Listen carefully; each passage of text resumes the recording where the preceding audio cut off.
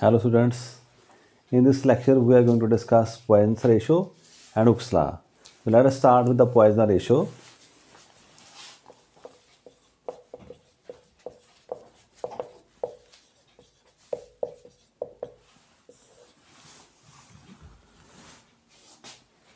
Now let us see the case of a wire.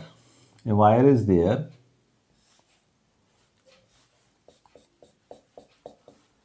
Say it is suspended with this. I think. So this is the wire. If you apply some load on it, what would happen? It gets elongated. But you say volume remains the same. Wire का कोई volume है, अगर उसको हम extend करेंगे, what would happen? It will become thinner. So in practical, we will see that its diameter will get decreased as its length will increase. Say this is the case. So length of this wire is L, but now it has become L plus delta L. Whereas diameter has becomes D minus delta D. So what do we say?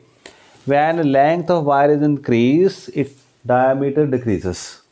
So there are two types of strains. One is lateral strain. It means which is at 90 degree to the applied force. Say applied force is along this direction. One is along the direction, that is called longitudinal strain. Another one is there perpendicular to the applied force, that is called lateral strain. So let us see that. When the length of a wire is increased with a deforming force,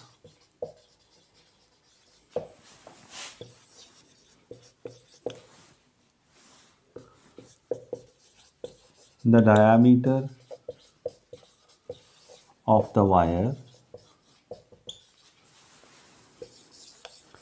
gets decreased. अगर हम length increase करेंगे तो keep the volume same, the diameter should be decrease. उतना diameter कम हो रहा है उतनी wire पतली हो रही है हमारे पास. So there would be two types of strain. So there would be two types of strain. दो तरह की स्ट्रेन इकट्ठी काम करेंगी. देखिए कौन कौन सी.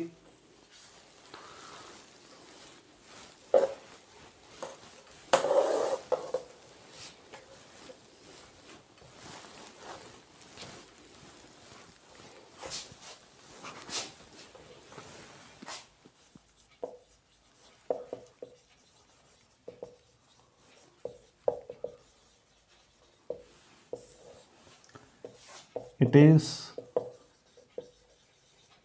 increase in length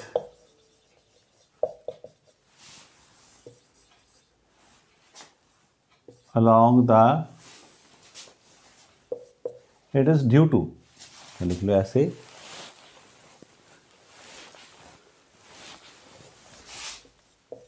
it is due to increase in length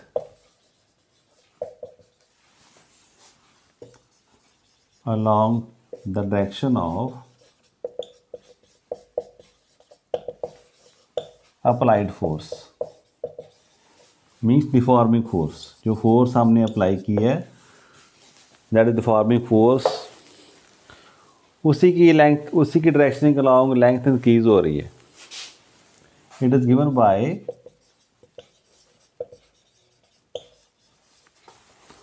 so we से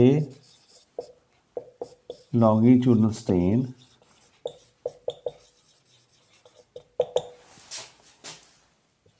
delta L upon L. Delta L upon L. Here delta L is increase in length and L is original length. पहले length इसकी L थी, जब extend कर दिया it becomes L plus delta L। तो change कितना आया, delta L divided by L।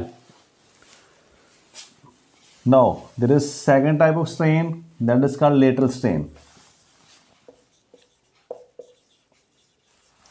इसमें लेंथ इंक्रीज हो गई, इसमें it is due to decrease in, you may say diameter, you may also say radius, बात एक ही है। decrease in diameter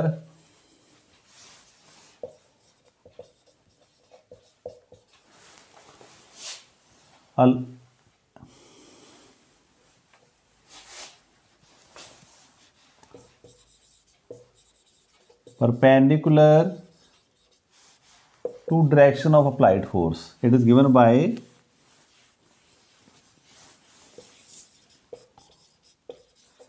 lateral strain is equal to delta D upon D। पहले diameter था D, कम होकर कितना रह गया, D minus delta D।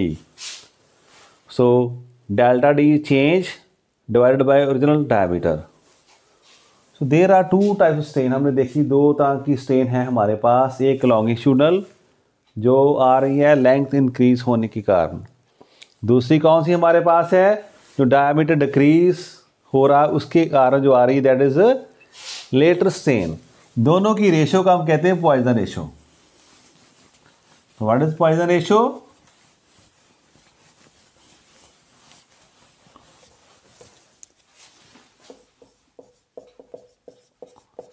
Poisson's ratio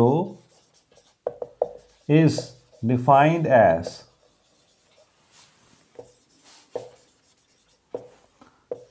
the ratio of lateral strain and longitudinal strain।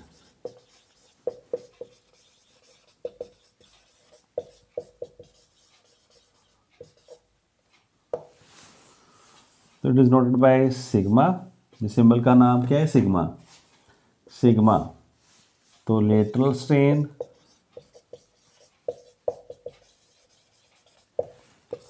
Upon longitudinal strain.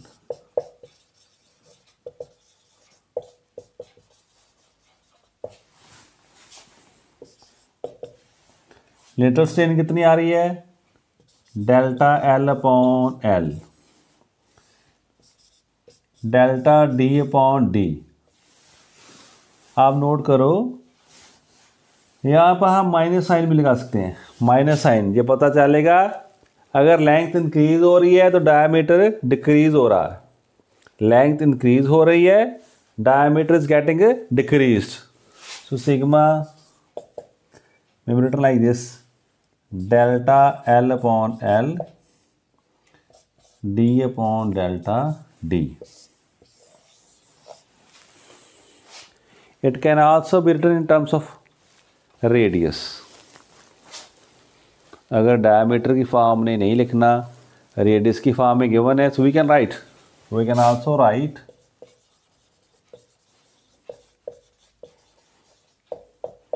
in terms of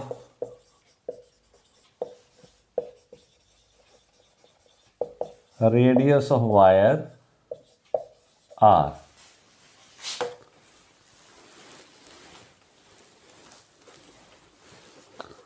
कोई change नहीं, बस जहाँ पर हमारे पास आ रहा है डेल्टा L L ये तो रहेगा वही, D in place of D it comes R।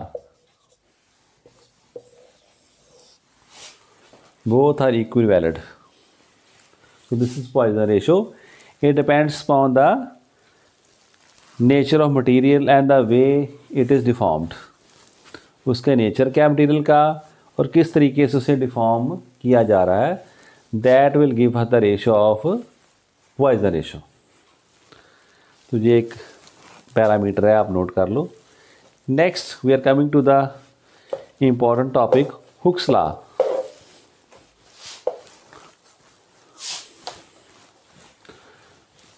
Hook has studied large number of materials. Hooke ने बड़े ज़्यादा मटेरियल लेकर देखें और ग्राफ ड्रा करने शुरू कर दिए। उसने क्या लिया, एक तरफ स्ट्रेन, एक तरफ स्ट्रेस। ये आप ड्रा मत करना, जस्ट रफ वर्क है। नेक्स्ट हम देखेंगे द मेन ग्राफ। तो उसने क्या किया, बार बार ड्रा करके देख रहा Hooke. What does it see, say that there is a straight line relation between these two things, stress and strain. किसी खास लिमिट के अंदर डिफॉर्मिंग फोर्स अगर किसी खास लिमिट से आगे ना बढ़ाई जाए, then we say that there is a straight line relation. It means they are directly proportional to each other.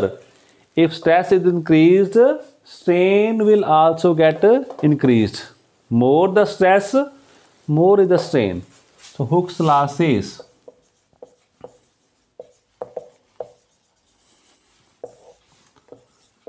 it states that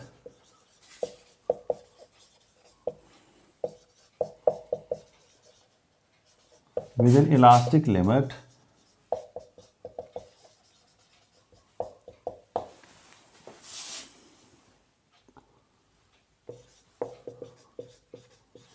stress is directly proportional to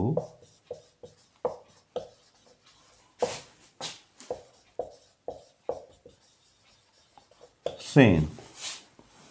So stress is proportional to strain. इसका meaning stress is equal to constant,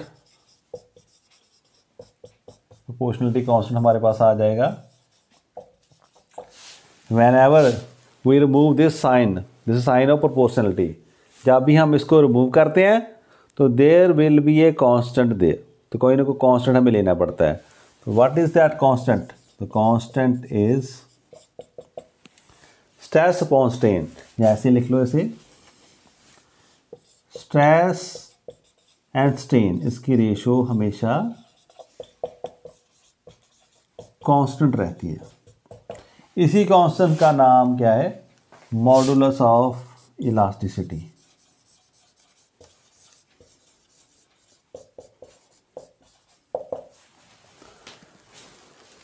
junks modulus हो सकता है, bulk modulus हो सकता है, modulus of rigidity, जो भी हैं सारे that have come from this law, Hooke's law.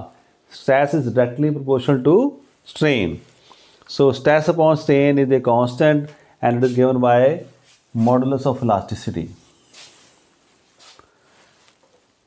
ना हुक ने डिफरेंट मटीरियल्स लिए and he applied deforming force of various magnitude, कम से लेकर ज़्यादा से ज़्यादा उसने स्ट्रेस अप्लाई करनी शुरू कर दी, मीन्स डिफॉर्मिंग फोर्स अप्लाई करनी शुरू कर दी। And he draw graph, so stress strain graph.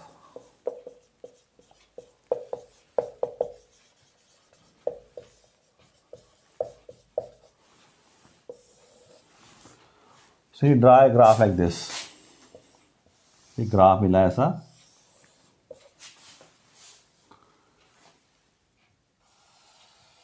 Straight line portion, कुछ पोर्शन स्ट्रेट लाइन है बिल्कुल।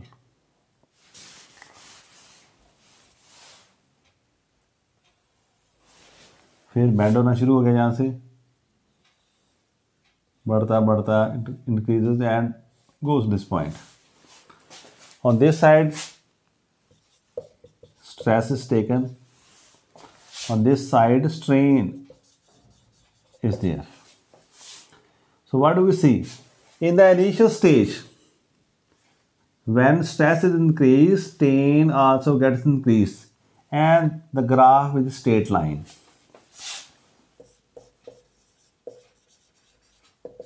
The various observations are: number one, the graph is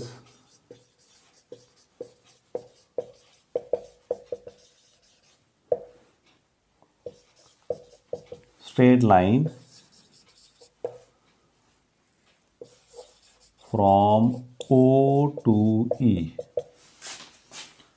It is origin up to this point, E. Graph is a say P. Mark it as a P.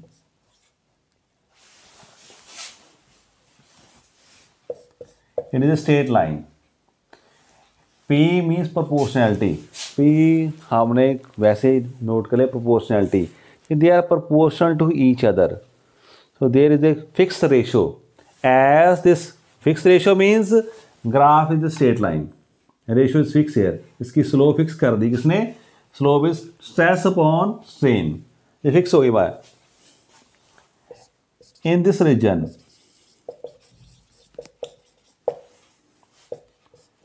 Hooke's law is obeyed.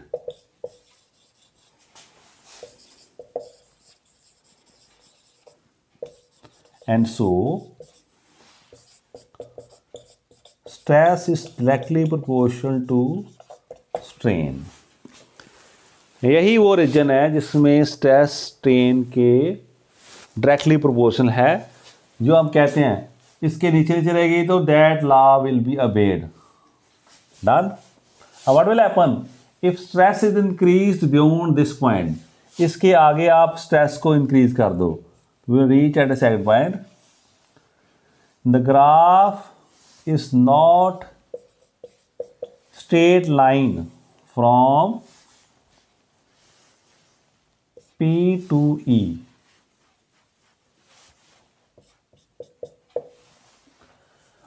थोड़ा सा आगे चले जाओ P से E तक, तो graph straight line नहीं रहेगा. तो what would happen in this regard? Hooke law is not obeyed. Hooke law is not obeyed means stress आप बिल्कुल स्ट्रेन के बराबर नहीं है. What would happen? But there is a chance if we unload the wire. Unloading the mean, इसका meaning क्या loading का? It means if we decrease the applied deforming force, जो फोर्स लेंथ इंक्रीज कर रही है उसको हम कम करना शुरू कर दें. It mean stress is decrease. अगर स्ट्रेस कम होगी what would happen? There is a way graph can come from E P to O. It will reach at its original position. अभी हमारे पास है इतना समय. If wire is unloaded it will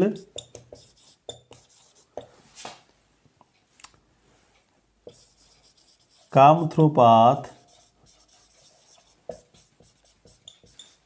EPO. Done? It means, इसका क्या meaning है? So the body will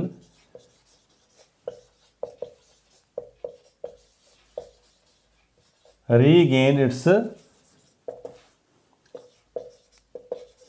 original shape and size on removal of deforming force.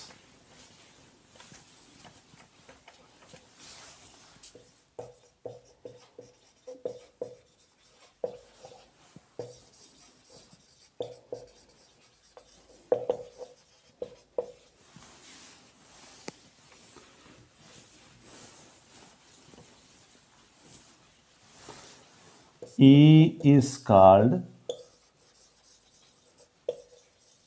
Elastic limit. इसको हम कहते हैं elastic limit.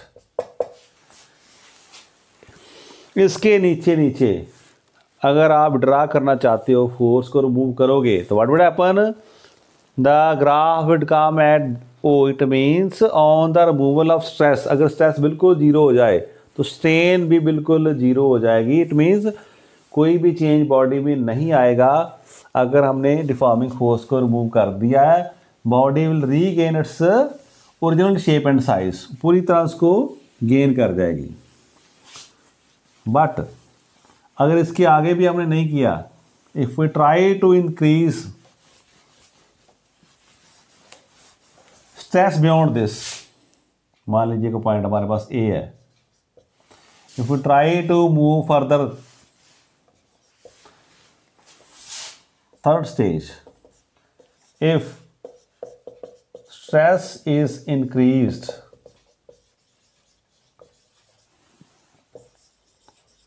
beyond point E, अगर आपने elastic limit से ज़्यादा स्ट्रेस कर दी तो what would happen,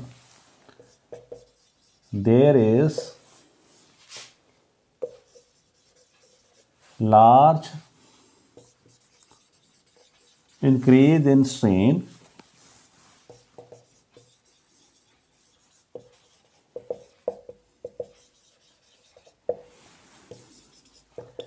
in comparatively small increase in stress.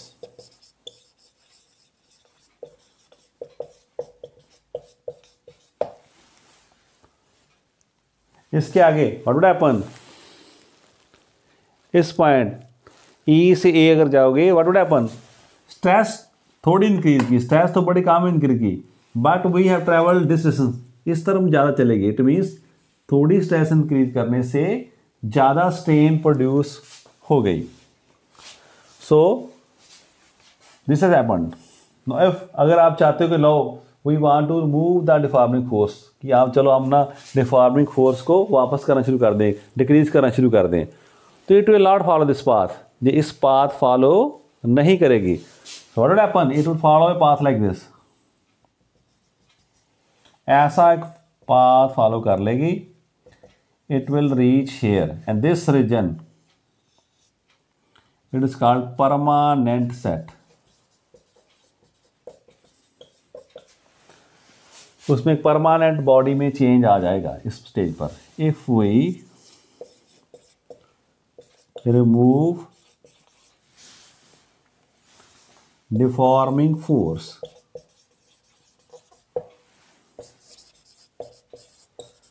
at this point,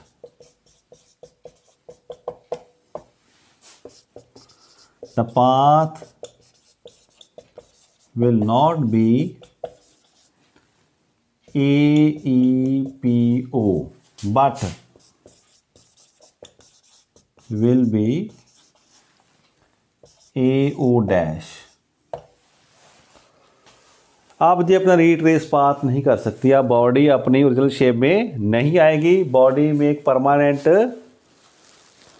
strain रहेगी even at the zero stress. अगर आप बाहर से बिल्कुल फोर्स, अप्लाइड फोर्स को ख़त्म भी कर दोगे तो भी बॉडी अब अपनी शेप रिगेन नहीं करेगी। It means its shape has permanently changed. This OO, so OO dash is called permanent set.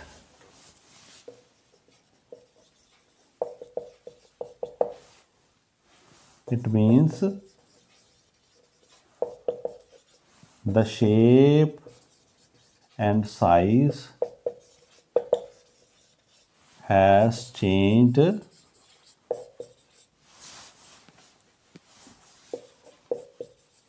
permanently in proportion to OO dash.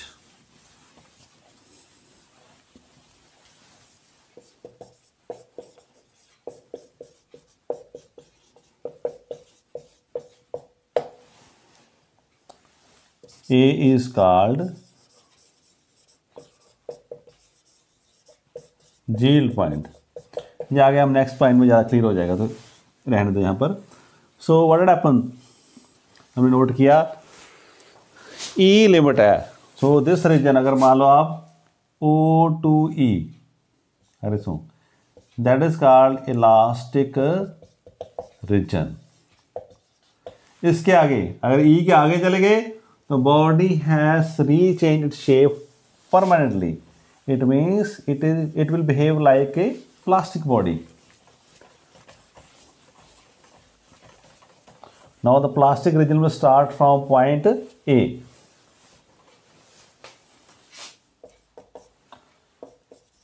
Beyond A, the strain will be increasing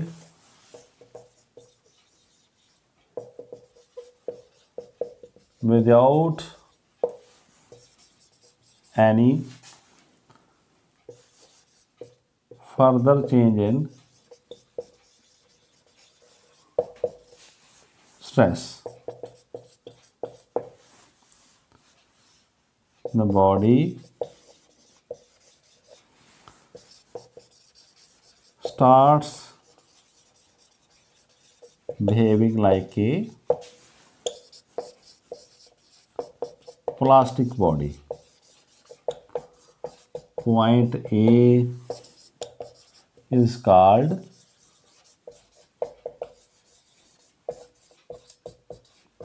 yield point. Yield point means अपने हार मान ली कि बस it has given away to the force, भी इसके आगे अब मैं लड़ नहीं सकता with the deforming force. तो जितना चेंज कर दिया उसने, it has accepted the change, it has started behaving like a plastic body. ये plastic body की तरह behave करना शुरू कर देगी. So A point is called yield point. Now what would happen beyond this?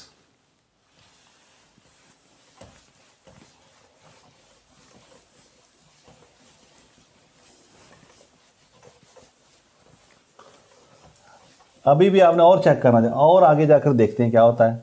तो उसने देखा और आगे चले जाए, तो we can reach at point at C, जो भी नेक्स्ट पॉइंट है 4th या 5th. Happen going further to C, it is notice that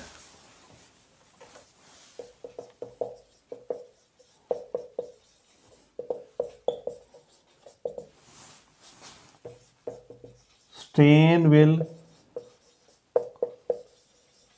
keep on increasing even on decreasing the stress.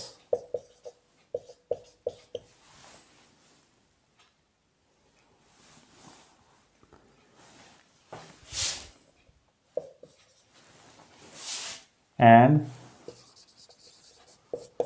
the wire is broken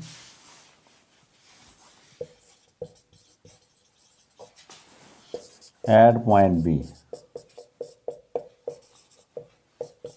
B is called breaking point.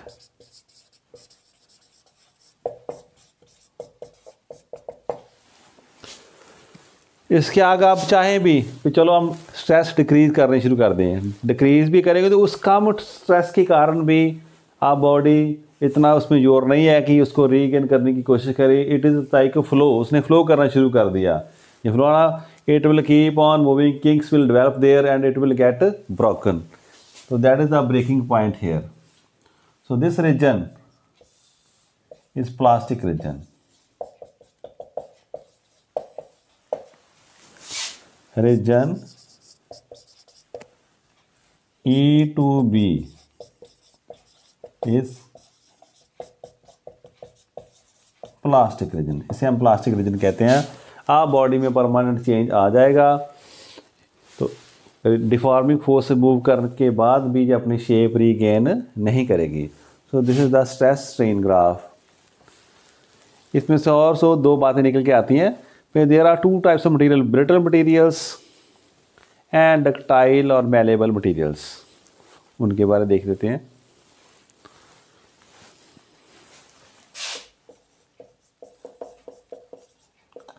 Brittle materials. Brittle means like biscuit. It gets broken on just increasing beyond elastic limit. जैसे marker है, ज़्यादा flexible नहीं करेगा, it will get broken. चौक है, it will get broken as soon as I apply.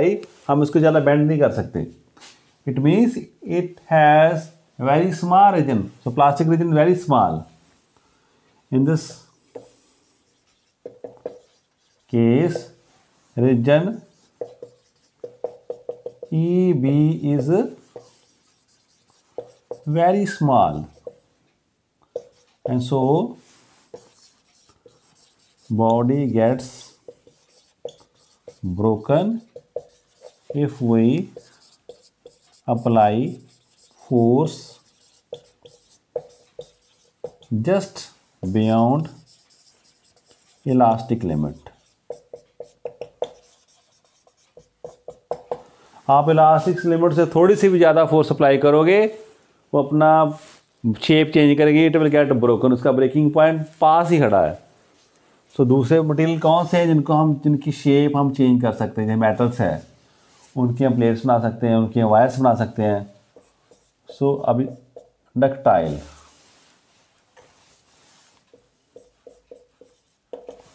in this case region AB is very large, so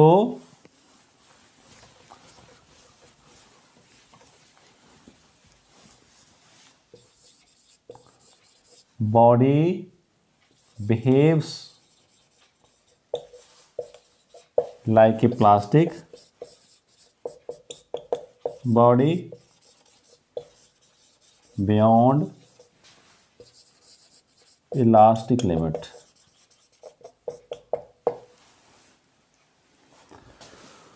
फिर की हम different shapes तैयार कर सकते हैं। कौन सी? जो डक्टाइल मटेरियल्स हैं, it means they have large portion E to B with the applying stress, such materials can be reshaped, उनकी शेप हम परमानेंटली चेंज कर सकते हैं। So this is the graph given by Hooke which shows the variation of stress and strain. बड़ा important है, आपने याद रखना। मेन पॉइंट कौन से हैं? एक परमानेंट सेट, ये कौन सा? इलास्टिक लिमिट, इसके नीचे नीचे they are proportional to each other, इसके आगे बढ़ा दोगे तो वी रीच एट ई। इससे ई पॉइंट तक अगर हम चाहें तो वापस आ सकते हैं, रीट्रेस पाथ कर सकते हैं, body will regain its shape and size. इसके आगे आपने कर दिया तो वापस आने का रास्ता नहीं है, तो body will get permanently change, उसमें कोई ना कोई चेंज चाहे थोड़ा ही आ जाएगा डिपेंडिंग अपॉन कितनी दूर आप गए हो। So it will follow a path like this. तो this region O dash is called permanent set. इसके आगे और इंक्रीज करेंगे तो बॉडी की स्ट्रेस इतनी ज़्यादा इंक्रीज नहीं होगी, स्ट्रेन बहुत ज़्यादा इंक्रीज होगी।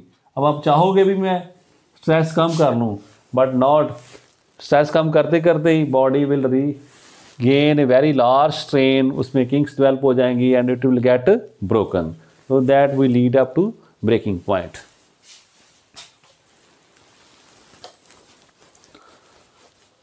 अब इससे रिलेटेड कुछ न्यूमेरिकल्स हम करके देखते हैं।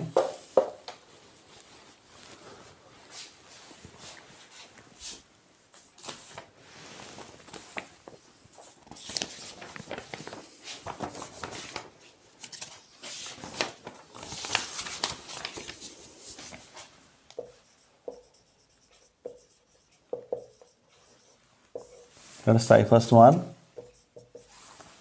The length of a wire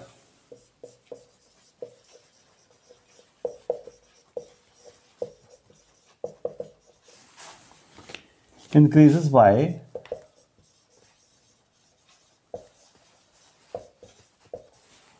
4 minus 4 of its original length.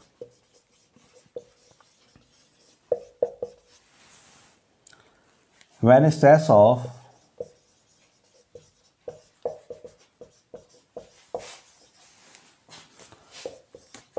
10⁻⁷ Newton per meter square is applied on it,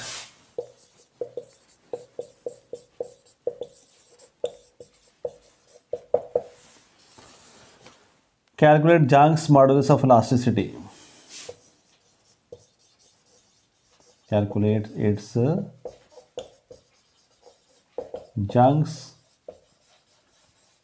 modulus of elasticity. हाँ देख लो statement, the length of wire increases, कब इंक्रीज होगी? When there will be a deforming force that will lead to stress. तो stress कितनी develop होगी? 10⁷ Newton per meter square। इसके unit stress हमें गिवन है, calculate Young's modulus of elasticity हमने calculate करना है। तो सोल्यूशन देखिए इसका, व्हाट इज गिवन हेयर, बड़ा आसान, हमने देखा stress is given, so what is stress, सुनिए, say 7 Newton per meter square. What is this? No unit is given. Statement: length of wire increases by of its original length. It means the ratio is given here. Delta L upon L or L upon capital L. Whatever you say. आपने ऐसे किया अभी. Say L increase in length and this is the original length. 10 to minus 4. What have you done? Y is to be calculated. So what is Young's modulus? It is stress upon strain. जल्दी से हम drive भी करते हैं, F upon A. What is that? Stress is given to us. Strain L upon L. Everything is given here. Values fill कर दें। Statement में क्या मेन था कि रेशो गिवन हो सकती है किसी समय L upon L, that is to be taken care of, उसका ख्याल रखना आपने। सो Y 7 minus 4, 7 plus 4 11. What would be the units?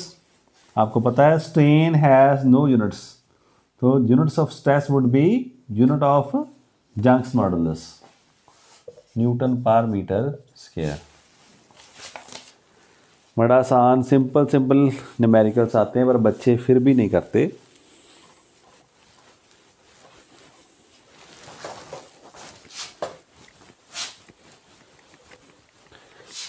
Let us try another one.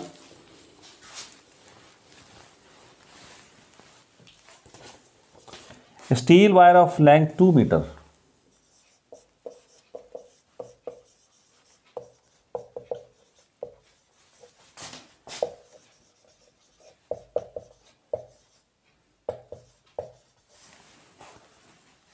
Is stretched through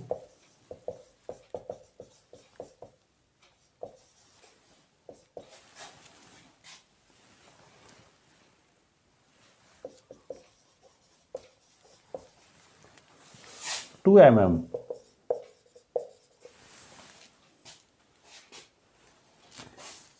What is stress applied?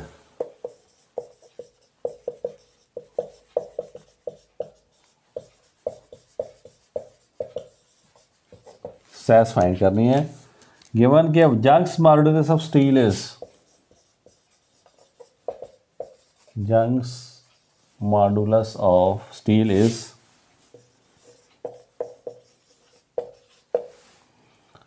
2 10 पर 11 न्यूटन पर मीटर स्क्वायर। हाँ जी, what is the statement? Steel wire of length, it means length is given to us, that is 2 meter. Stretch through this much, कितना increase कर दिया हमने इसको? by 2 mm. small l or delta L is equal to 2 mm. now it is in meter, it is in millimeter. Convert कर लें ऐसे unit में, millimetre में कितने मीटर? 1000 से डिवाइड करना, सेंटीमीटर हो तो 100 से, मिलीमीटर तो 2000, मिली मीन्स 10⁻³ 1000 कम, तो 0.002 मीटर। Next, Y is given to us, we have to find stress. What is formula? Y is equal to stress upon strain हमने क्या फाइंड करना, we have to find strain, stress sorry, y into strain.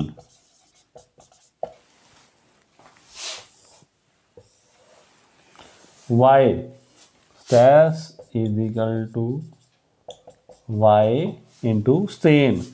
Strain means L upon capital L. So what is stress? Oh, junks 2, 11,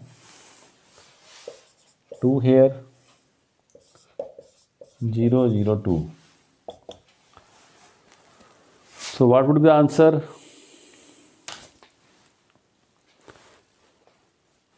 What is strain? L upon L. करो फिर multiply. So 2,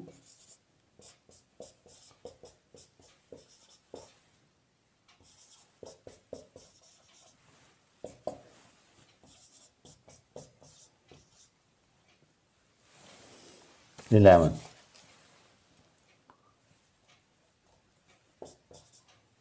14 Newton per meter square. 2 into 14 meter per second square.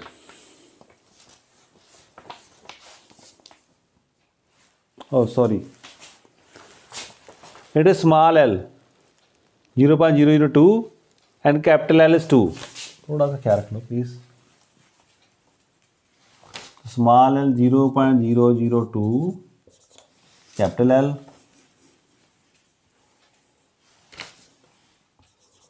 2,000 into 2,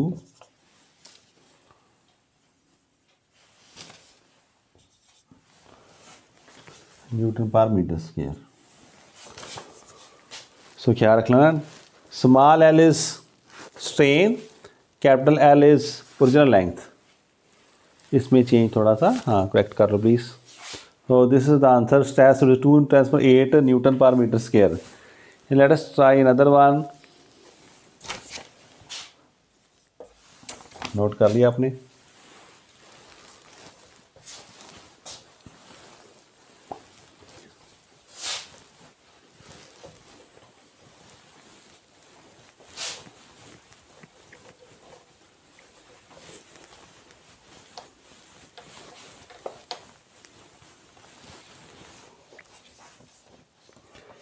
A solid sphere of radius 20 centimeter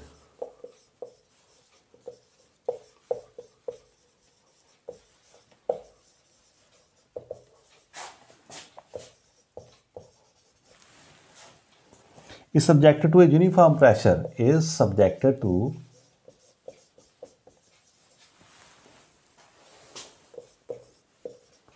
a uniform pressure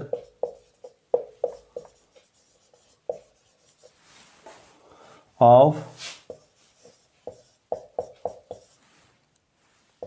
6 × 8 Newton per meter square. Find change in volume.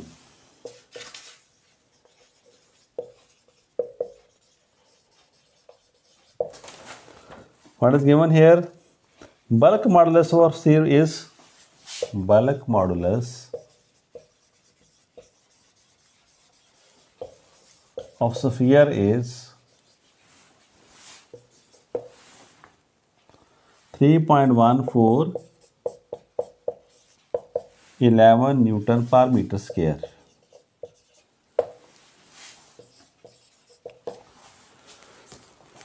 Question में इसी बात से clear हो रहा हमारे पास. We have to use the formula of bulk modulus. क्या given है? Solid sphere of radius. Sphere है हमारे पास, का रेडियस कितना, 20 सेंटीमीटर. इसको मीटर में कन्वर्ट कर दो, 20/100, 0.2 मीटर. पहली बात. तो uniform pressure, pressure is given here,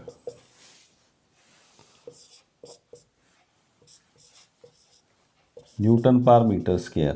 Done. Find change in volume. Delta V is to be found. K is given to us.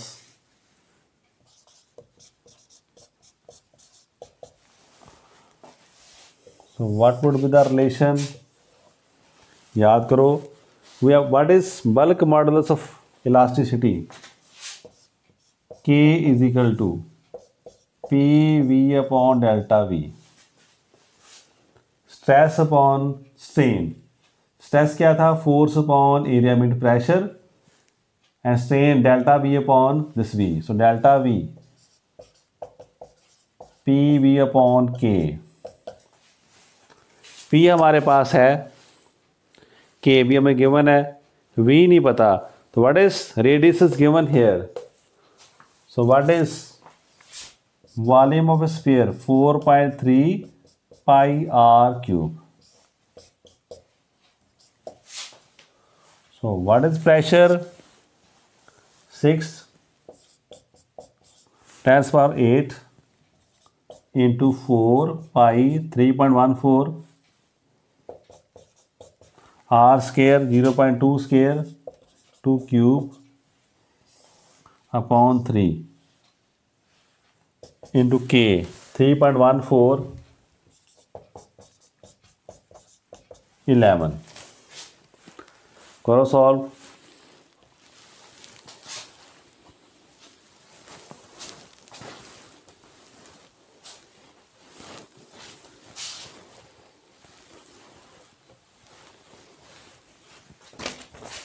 So delta V comes out to be 6 है, 8 4 3.14 2 into 2 into 2 cube है 3 times. नीचे देखो 3 into 3.14 10 पर 11 10 10 10 0.2 तो 3 बार 10 10 आ चुका हमारे पास. Cutting करें 3.14 3.14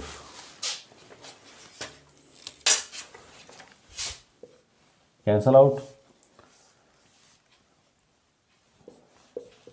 3 into 2 आप देख लो. ओके 10 पावर 11 12 13 14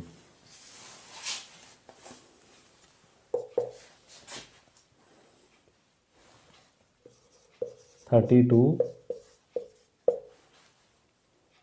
minus 14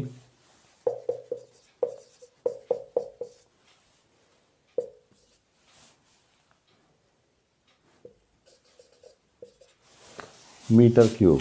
32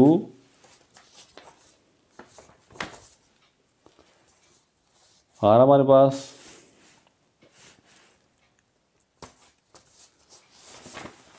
इंटू 2 ये रहेगा हमारे पास. तो 64. हाँ 64 would be there. So answer would be 64 10 minus 6 meter cube.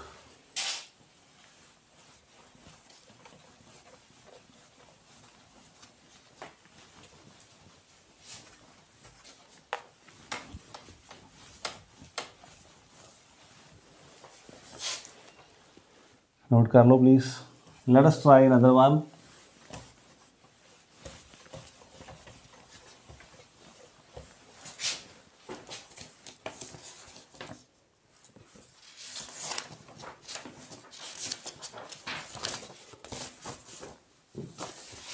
The pressure of a medium is changed.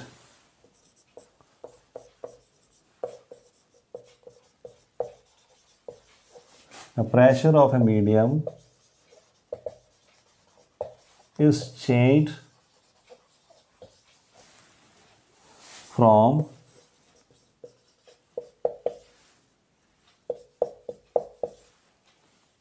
5 Pascal. Pascal means Newton per meter square to 1.165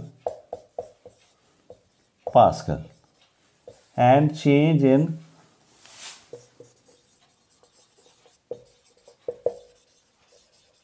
volume is 10%, keeping temperature constant.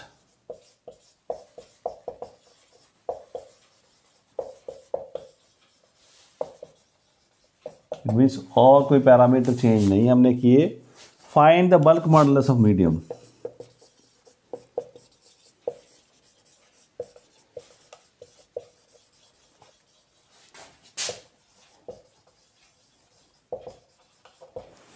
हाँ जी करो note जल्दी से. Pressure of medium is change from this to this.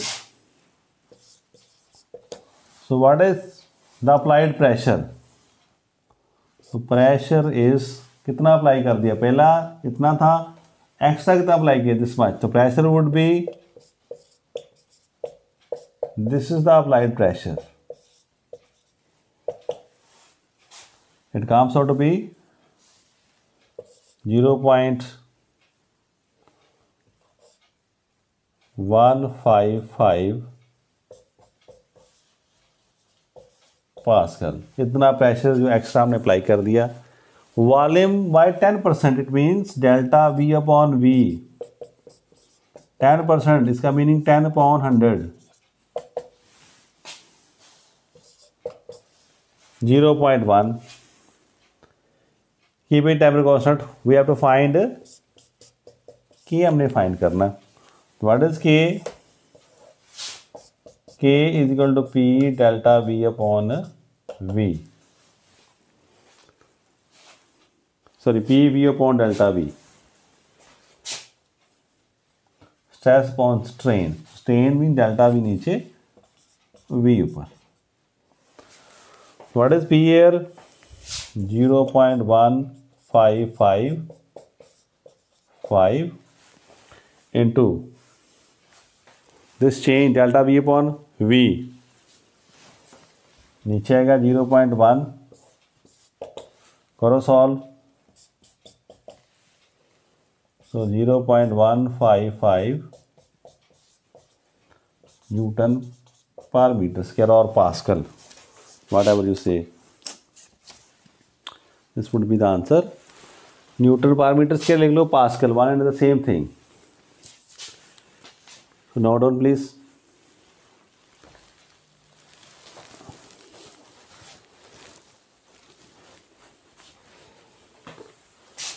अब आ जाए हम shear strain के बारे, उसका न्यूमेरिकल करके देखते हैं.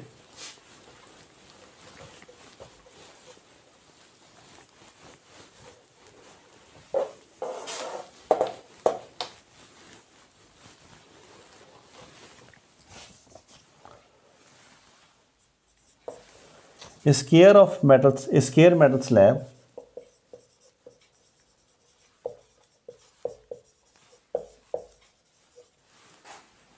of side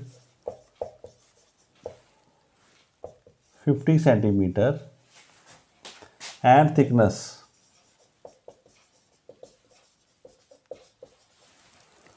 10 centimeter is subjected to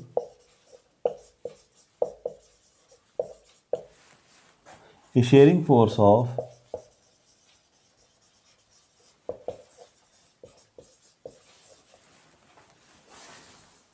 9 into 10 power 4 Newton on its narrow face.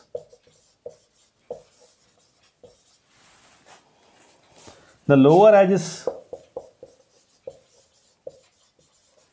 riveted, means fix कर दिया.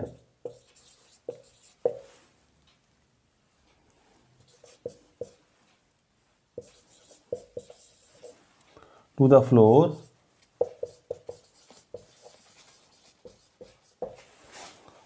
How much is the upper edge displaced?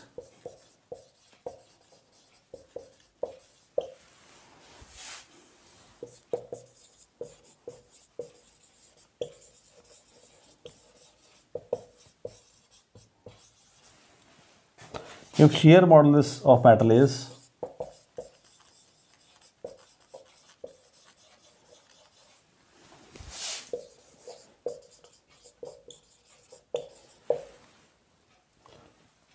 5.4 10⁹ pascal. हाँ जी करो note please. Square metal slab of side 50 centimetre. Square metal side means like this book. अगर this book has length and breadth same, length और breadth same, it will be square, and this is the thickness.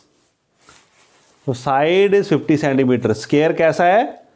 Which has side 50 centimeter. Thickness कितनी है? 10 centimeter. is subjected to shearing force. कितनी force लगा रहे हैं? 9 + 9 on its narrow face.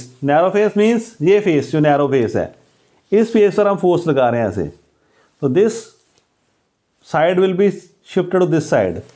So the lower edge is riveted to the floor. इस edge को हमने fix कर दिया नीचे. How much is the upper edge displaced? ये ऊपर वाला एज कितना डिस्प्लेस हो जाएगा? It means we have to find delta. सो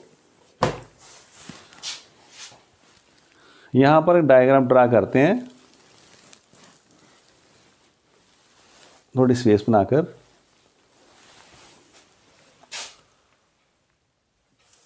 ऐसा कुछ शेप हमारे पास,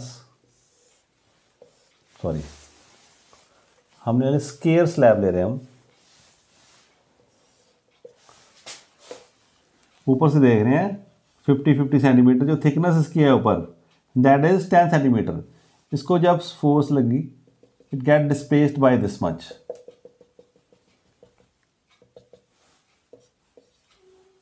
force is along this direction, tangential force. So what do we see here? What is given here? Side is given here. What is area of upper face? Area of upper face means this thickness is there, this 10 centimeter. हमारे पास हो गया ऐसी thickness. थोड़ा side पे show कर दूं. High thickness is there. So what is given here? So shearing force हमें दी है. What is that? Force 9 × 4 Newton. What would be area? We have to find area of narrow face. Narrow face means एक तरफ हमारी length आ गई, दूसरी तरफ thickness आ गई. तो 50 सेंटीमीटर इंटू 10 सेंटीमीटर. अब ये सेंटीमीटर है, इसको स्केयर करके करोगे तो डिफिकल्ट है. अभी इसको मीटर बना लो. सो 50 divided by 100, what happen? 0.05 metre square. Area आ गया. What is to be done? Upper edge space delta L, कितना एज स्पेस हो गया? That is to be found. What is this side? This side is 50 centimeter. This side is also 50 centimetre.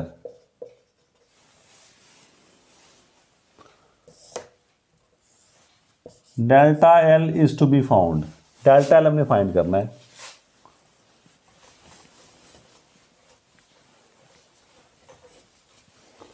We know what theta? It is stress upon strain theta. But theta क्या था हमारे पास? Is delta L upon L. So what is here?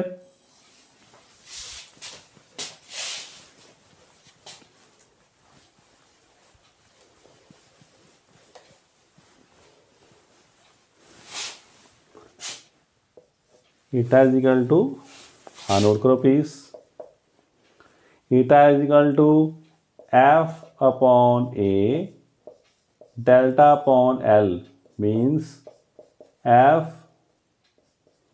into L upon A into delta L. We have to find delta L. So delta L is equal to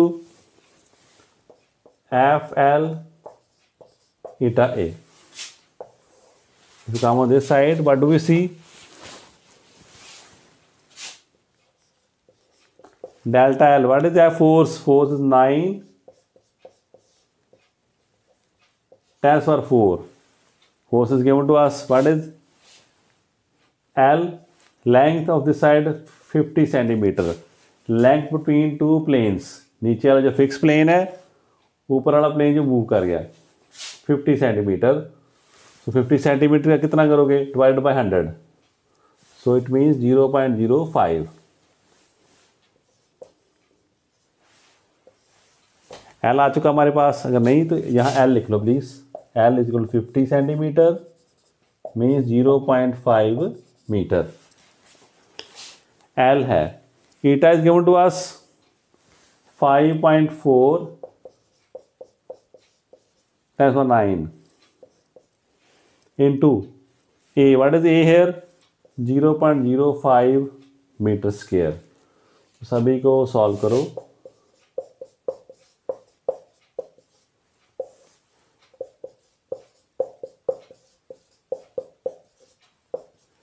इसका 10, यहाँ से 100, यहाँ से 10। Time नहीं इतना, जल्दी से सॉल्व कर लो। We will find out that it comes out to be 1.6, 0.166 and so on, minus 3, so 1.67, nearly 4 meter. This is the answer. So let us try the last numerical of today's lecture. तो last numerical एक काम और कर लें, then हम conclude कर देते lecture को।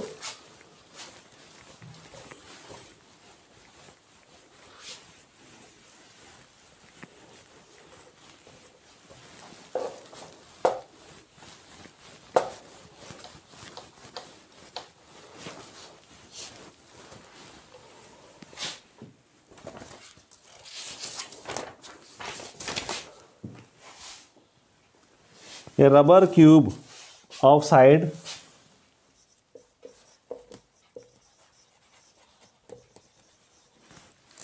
a rubber cube of side 7 centimeter has one side fixed while a tangential force of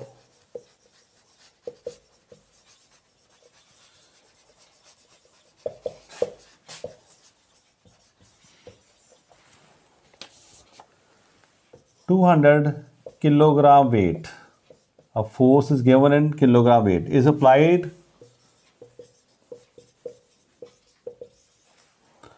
to opposite face.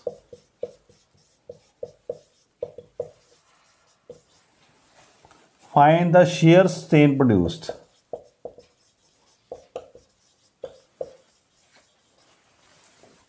Find the shear strain produced.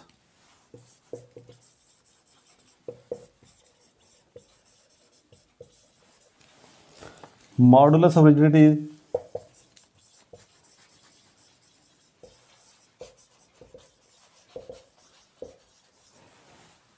for rubber is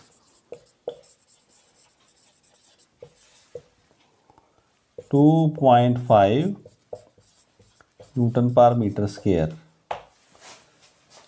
आसान कर दिया आपका काम। Take g is equal to 10 meter per second square. So this is the numerical a rubber cube of side 7 centimetre. सभी side box हमारे पास, इसकी sides कितनी है 7 centimetre. Has one side fix, उसका एक साइड फिक्स कर दी नीचे। While a tangential force is applied to the upper face, force is given to us. So what is given here? Force. First आ गया, force is 200 kilogram weight, means 200 into G, 10 means 2000 Newton.